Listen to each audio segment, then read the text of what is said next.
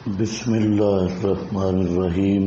یا ایھا الذین آمنو، یہاں 4 لواحق کا بیان ہوگا۔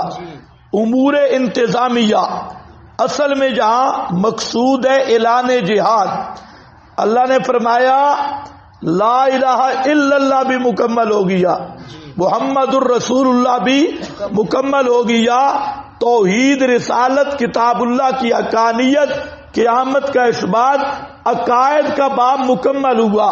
فرمایا آؤ اب اٹھو ان عقیدہ کے منکروں کے ساتھ جہاد کرو، ان عقائد کے منکروں کے ساتھ کیا کرو؟ اٹھے بولو ابھی نہیں کرنا، کرو جہاد ان سے، ابھی یہی جہاد کرو بولنے والا ہے، اٹھو ان کے خلاف قتال کرو، جہاد کرو۔ اب جہاد کے لیے جماعت کا منظم ہونا ضروری ہے۔ جماعت آپس میں لڑ رہی ہو تو دوسروں کا مقابلہ کیسے ہوگا؟ یہ جو آپ بزرگ اتنے جہاں تشریف فرمائے، روزانہ تمہاری لڑائیاں شروع ہو جائیں سبق ہو جائے گا یا تمہارے فیصلے ہوتے رہیں گے؟ تو اگر جماعت منظم نہیں تو جہاد نہیں ہو سکتا۔ جہاد تب ہوگا کہ جماعت منظم ہو۔ ایک دوسرا، جماعت کے نظم پر اللہ نے امور انتظامیہ ذکر کیے، امور انتظامیہ، اور یہی اسلامی سیاست ہے۔ یہ سیاست کا باب شروع ہو رہا ہے۔ کس کا باب ہے؟ سیاست، اسلامی سیاست یہی ہے امور انتظامیہ۔ اور پھر امور انتظامیہ پر عمل کرنے کا نسخہ امور مصلحہ ہیں۔ امور مصلحہ کا بیان ہوگا کہ انتظامی امور تب چلیں گے کہ آدمی کی اصلاح ہو، اور اصلاح کیسے ہوگی؟ نماز، روزہ، حج، زکوٰۃ، یہ کیا ہیں؟ امور مصلحہ، ان کا مسائل آئیں گے۔ اور پھر جہاد اس وقت تک نہیں ہوتا جب تک اسلحہ نہ ہو، مجاہدین کے کھانے کا انتظام نہ ہو، اور وہاں پر تیاری نہ ہو، تو اس کے لیے پھر چندہ کرنا پڑے گا۔ تو پھر کیا مضمون آئے گا؟ انفاق کا۔ سورت ختم۔ کتنے مضامین آئیں گے؟ 4 بولو، میں آگے چلوں۔ امور انتظامیہ، امور انتظامیہ اصل دعوت جہاد ہے۔ جہاد کے لیے نظم جماعت ضروری۔ نظم جماعت تب ہوگا کہ جماعتی ارکان کی اصلاح ہو، اصلاح امور مصلحہ۔ پھر جہاد تب ہوگا کہ چندہ ہو، تو وہ امر انفاق۔ سورت ختم، توحید رسالت عقائد کی بات ہو گئی۔ اب چلتے ہو، بالکل آسان ہے، تھوڑی سی غیر مقلدوں کی مالش ہے، باقی بالکل صاف ہے۔ یا ایھا الذین آمنو، اے ایمان والو، کتب علیکم القصاص، فرض کر دیا گیا ہوں پر تمہارے، القصاص، قصاص کا معنی کیا ہے؟ ہوا عبارت عن المساوات از مدارک، مدارک میں لکھا ہے برابری، یہ عبارت ہے مساوات سے، یعنی برابری کرنا۔ مقتولین کے بارے میں سب سے یہ امر انتظامی حکم اول ہے، جان کی حفاظت۔ اس حکم کا کس سے تعلق ہے؟ جان کی حفاظت، اور جان کی حفاظت میں عدل کا بیان۔ سبحان اللہ۔ قرآنی سیاست دیکھتے ہو کہ جان محفوظ رہے۔ جان محفوظ تب ہوگی کہ مساوات اور عدل ہو، ظلم اور جبر نہ ہو، مساوات اور عدل ہو۔ پہلا نقطہ، پہلا عنوان اس کے لیے قصاص ذکر کیا۔ یہود کے مذہب میں صرف قتل ہے، نصارہ کے مذہب میں صرف معافی ہے۔ قاتل کو معاف کر دیا جاتا ہے عفو، لیکن اسلام نے دونوں چیزوں کو جمع کیا کیونکہ یہ دین اعتدال ہے، اعتدال والا دین، اس لیے قصاص کا آپشن بھی رکھا اور دیت کا آپشن بھی رکھ دیا، قصاص اور دیت دونوں رکھے۔ یہ مذہب کا کہو اعتدال ہے، یہ اس مذہب کا اعتدال ہے۔ لیکن تھوڑی توجہ فرماؤ، گھڑیوں کی طرف دیکھ رہے ہو، آج کوئی وقفہ نہیں ہے۔ ہاں بھائی، وقفہ میرے لیے ہوتا ہے، آپ کے لیے تھوڑے، آپ تو جاتے ہیں واپس آ جاتے ہیں، بیٹھا تو میں ہوں ادھر۔ اس لیے ذرا سبق چلے۔ یا ایھا الذین آمنو ہو گیا بھائی، کتب علیکم القصاص فی القتلی، مقتولین کے بارے میں اج تشریح قصاص کیسے ہوگا؟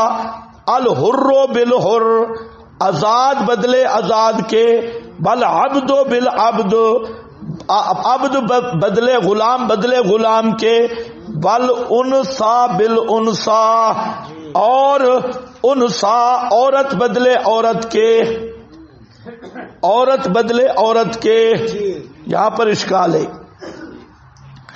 غیر مقلدین کی طرف سے ایک اعتراض ہے، غلام کے نہیں، الحر بالحر لا بالعبد، سمجھ رہے ہو؟ الانثى بالانثى لا بالرجل، جہاں دو مقام پہ اشکال ہے۔ ایک اعتراض احناف پہ ہے کہ امام ابو حنیفہ فرماتے ہیں کہ اگر غلام قتل کرے گا غلام کو آزاد، تو آزاد کو غلام کے بدلے قتل کیا جائے گا۔ اسی طرح مرد کو عورت قتل کرے گی تو اپنا عورت کو مرد قتل کیا کرے گا تو عورت کے بدلے مرد کو قتل کیا جائے گا۔ یہ امام شافعی رحمہ اللہ بلکہ دیگر ائمہ بھی یہی کہتے ہیں، جبکہ احناف کیا کہ امام شافعی بھی کہتے ہیں کہ غلام کے بدلے آزاد قتل نہیں ہوگا۔ سمجھ رہے ہو؟ اب امام شافعی پہ بھی اعتراض ہے، ہم پہ بھی اعتراض ہے۔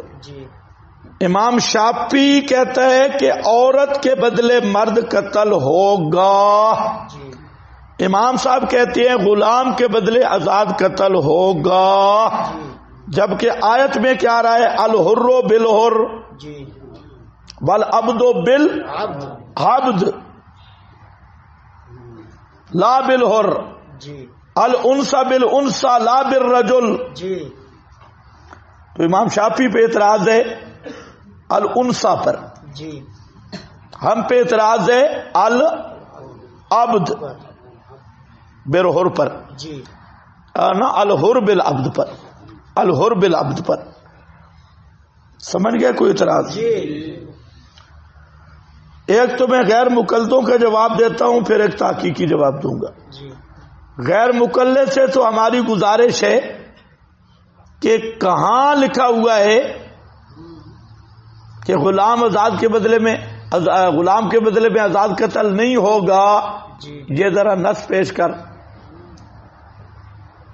یہ کہاں سے تو نے نکالا؟ وہ کہتے ہیں مفہوم مخالف، مفہوم مخالف، تو ہم کہتے ہیں مفہوم مخالف حجت ہے صحیح۔ محمد الرسول اللہ کا مفہوم مخالف کیا ہے؟ اور کوئی رسول نہیں، محمد الرسول اللہ، محمد اللہ کے رسول ہے، یعنی کوئی دوسرا اللہ کا رسول نہیں۔ یہی مفہوم مخالف ہے نا؟ کیوں نہیں بولتے بھائی؟ یہ پیچھے گونگوں کی جماعت ہے، کیا مسئلہ ہے؟ کیا پوچھ رہا ہوں میں؟ محمد الرسول اللہ کا کیا ہے مفہوم مخالف؟ تو اہل حدیث کا استدلال کس پہ مبنی ہے؟ مفہوم مخالف پر جی. تو ان سے ہمارا سوال ہے مفہوم مخالف حجت ہے، اس پہ دلیل لا. جی. وہ تو سمن بکمن عمي گیا، جی. اس پہ کوئی دلیل نہیں. جی. دوسرا، اس کی بہت ساری مثالیں ہیں قرآن پاک میں جہاں مفہوم مخالف بن ہی نہیں سکتا. جی. اب یہ ہے تحقیقی مسئلہ کہ آخر کوئی وجہ ہے تو صحیح نا جی کہ الحر بالحر کا کیوں تقابل ہے؟ جی. العبد بالعبد کا کیوں تقابل ہے؟ کوئی الانثى بالانثى تقابل تو موجود ہے. بہرحال جی. مفہوم مخالف بھی آپ نہ مانیں، لیکن جہاں ایک فائدہ سمجھ لو، اس کا اگر پس منظر دیکھا جائے کہ یہ آیت کس پس منظر میں نازل ہوئی اور قرآن کہنا کیا چاہتے ہیں، تو پھر مسئلہ آسان ہے. ایک تو اس کا پس منظر یہ ہے کہ جاہلیت میں ایک آدمی غلام کسی آزاد کو قتل کرتا، جی. تو اب قاتل غلام کو قتل نہیں کرتے تھے، بلکہ اس کا آزاد آقا جی. جو قاتل نہیں ہوتا تھا جی. وہ اس کو اس کے بدلے میں قتل کرتے. جی. ایک اگر کوئی عورت کسی مرد کو قتل کر دیتی، جی. اس کے بدلے میں عورت کو نہیں قتل کرتے تھے، جی. اس عورت کے خامند کو قتل کر دیتے تھے. جی. آج بھی اسی طرح ہے جی. جعلی معاشرے میں. پھر ایک قتل کرتا تو مقابلے والا 10-20 کو کر دیتا. جی. ہمارے میاں والی کے قریب ایک چھدرو ہے، اگر آپ وہاں جائیں آپ کو یہی دشمنیاں ملیں گی کہ ایک نے ایک قتل کیا، دوسرے نے اس کے 20 بندے مار دیے، 15 مار دیے. تو یہ ہے زیادتی جی. جو جعلی معاشرے میں بھی تھی جی. اور آج ہمارے اس دور میں بھی ہے. یہ موجود ہے. امریکہ میں بھی ہے، برطانیہ میں بھی ہے، ہندوستان ہندوؤں میں بھی ہے، ساری دنیا میں ہے. اور اس سے ہٹ کر جہاں جعلی معاشرے قبائلی موجود ہے وہاں پر بھی اسی طرح ہے. کرتا کوئی ہے، بھرتا کوئی ہے، مارنے والا کوئی ہوتا ہے، ہتھے کوئی چڑھ جاتا ہے. مارنے والا بھائی ہے تو اس کے باپ کو دوسرے نے قتل کر دیا. تو قرآن مقدس کا اس پس منظر میں یا مقصد ہے مساوات. جی. کیا ہے؟ مساوات. انصاف. مساوات اور انصاف. اور مطلب یہ ہے کہ جس نے قتل کیا، غلام نے قتل کیا، جی.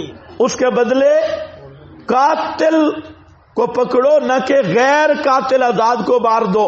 جی. عورت قاتلہ ہے جی. تو قاتلہ کا قصور ہے، اس کے خامن کا قصور تو نہیں ہے. جی. ایک نے ایک آدمی قتل کیا، تم نے ان کے 20 آدمی مار دیے، یہ کون سا انصاف ہوا؟ جی. تو بہرحال جہاں قرآن کا مقصد احکام فقہی کا بیان نہیں، جی. قرآن مقدس کا مقصود ہے مساوات فی القتل. اس سیاق و سباق سے واضح ہے کہ مفہوم مخالف مراد نہیں ہے. اس پس منظر سے اور اس مقصد قرآن کو مد نظر رکھتے ہوئے ہم نے کہا، میں نے ابھی کہا نا کہ زیادہ تر اعتبار کس کا ہے؟ مفہوم سیاق کا، سیاق کے اعتبار سے. تو پس منظر اور مقصد کو پیش نظر رکھتے ہوئے ہم کہتے ہیں کہ یہاں جو تقابل ہے یہ بھی اسی مساوات اور برابری کے طور پر ہے اور مقصد بھی یہی ہے. آج بھی اسی طرح ہوتا ہے. اعلی خاندان کا آدمی گھٹیا کو مارتا ہے تو پیسے دے کر چھڑا لیتی. عورت اعلی خاندان کی ہو، ادنا خاندان کی ہو، اسی طرح آزاد نوکر، ان کا مختلف مدارج بنائے ہوئے ہیں. تو بہرحال جہاں میں نے جو بات عرض کرنی تھی کر دی کہ جہاں مراد کیا ہے؟ مساوات، احکام بیان کرنا مقصود ہے. جی. مولانا حسین علی رحمت اللہ علیہ جہاں پر بہت اچھی بات کی، بہترین بات کی، فرماتے ہیں قصاص دو قسم پر ہے،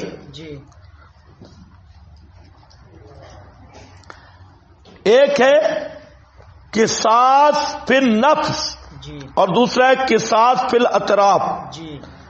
قصاص فی النفس کا مطلب ایک آدمی نے جان کو مارا، اس کے مقابلے میں آپ اس کو ماریں، اور فی الاطراف فی الاعضاء، کسی نے آپ کی انگلی کاٹی تو قصاصاً اس کی انگلی کٹے گی، ہاتھ کاٹا اس کا ہاتھ کٹے گا، تو اعضاء کا جو قصاص ہے اس کو کہتے ہیں قصاص فی الاطراف، اور وہ کیا تھا؟ قصاص النفس۔ تو یہاں مسئلے دو بیان ہو رہے ہیں، ایک مسئلہ ہے فی القتلى، یہ قصاص نفس کا بیان ہے، اور الحر بالحر میں قصاص الاطراف کا بیان ہے، اور قیاس الاطراف کا جو بیان ہے وہ اگر غلام جو آزاد ہے وہ غلام کا ہاتھ کاٹے تو اس کے بدلہ میں آزاد کا ہاتھ نہیں کاٹا جائے گا۔ اسی طرح عورت اگر مرد عورت کا ہاتھ کاٹے تو عورت کے بدلہ میں مرد کا ہاتھ نہیں کاٹا جائے گا۔ تو جو اب بے شک مفہوم مخالف لے لو، جو مرضی لے لو، تو قصاص دو قسم کا، ایک قصاص فی النفس ہے اور ایک قصاص فی الاطراف اعضاء۔ تو یہاں مراد کون سا قصاص ہے؟ یہاں کیا الحر بالحر سے، اور جو القصاص فی القتلى وہ قصاص فی النفس ہے۔ یہ تقریر جو ہے یہ ذرا واضح ہے حضرت مولانا حسین علی رحمت اللہ تعالی علیہ کی۔ کچھ بات سمجھ گئے یا نہیں؟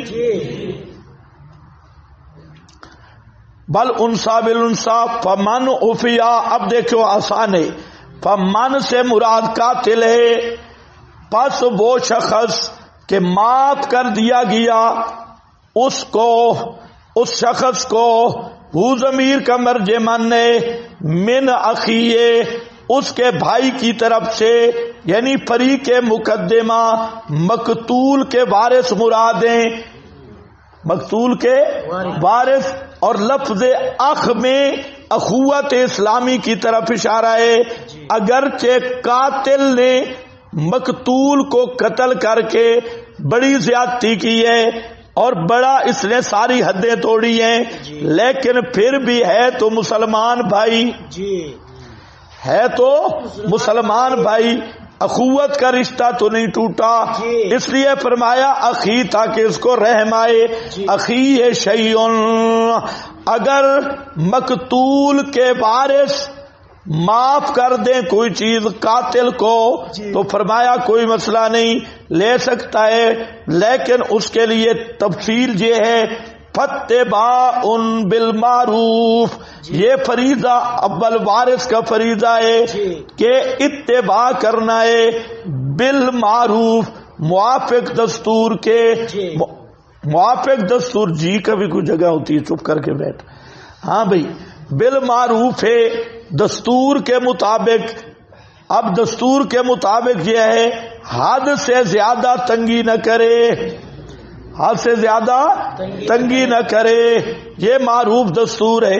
وَأَدَاءٌ إِلَيْهِ، مطلب یہ ہے فریضہ قاتل ہے کہ قاتل کا فریضہ ہے ٹال مٹول نہ کرے، بہانے نہ بنائے، وہ جو مال دینا ہے وہ خوبی، خوشی اور خوبی کے ساتھ پورا پورا کر کے دے دے۔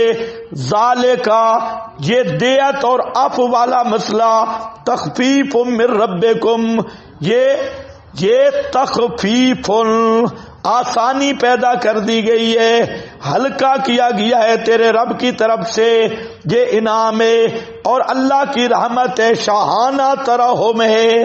فمن اعتدى بعد ذلك، اب یہاں دیت کا مسئلہ بیان کر دیا کہ اگر مقتول کے وارث قاتل کو کوئی چیز معاف کرتی ہے تو یہ ٹھیک ہے وہ معاف کر سکتی ہے، لیکن اب یہ ہے کہ قاتل احسان فراموش نہ بنے، مقتول کے وارثوں نے اس پہ احسان کیا ہے تو یہ خوش دلی سے جو چیز اس کے ذمہ آئی وہ ادا کرے، اور مقتول کے وارث بھی ڈکٹیٹر نہ بنے کہ اس کو ایسی چیز کی طرف مجبور کریں کہ وہ ساری زندگی کنگال بن جائے، یا ایسی شرائط لگائیں کہ اس قاتل کے لیے پورا کرنا مشکل اور بوجھ بن جائے۔ یہ بھی دستور کا لحاظ رکھیں، وہ بھی دستور کا لحاظ رکھیں۔ تو آگے فرمایا یہ جو عفو ہے، اس لیے میں نے کہا یہودیوں میں عفو نہیں ہے، یہاں جو عفو آیا یہ ہے رحمت، تیرے رب کی طرف سے تخفیف اور رحمت ہے۔ فمن اعتدى، اسی طرح ہوتا ہے دیت لے لی، سلو ہو گئی، بھائی جرگہ آ گیا، دوسرے دن قاتل کو مار دیا، یا دیت میں گڑبڑ کی، تو اکثر فیصلے یوں ہوتی ہیں۔ اللہ نے فرمایا اس کا خیال رکھنا ہے۔ اب یہ جو فیصلہ ہو گیا اس فیصلے کو تماشا مت بناؤ۔ فمن اعتدى بعد ذلك، بس جو آدمی زیادتی کرے گا اس عفو کے بعد، فَلَهُ عَذَابٌ عَلِيمٌ، ثمرہ اس کے لیے عذاب دردناک ہوگا آخرت میں اور دنیا میں۔ حکومت وقت خلیفۃ المسلمین اس کی صحیح پورے انصاف دے گا مظلوم کو، اور ظالم سے بدلہ لے گا۔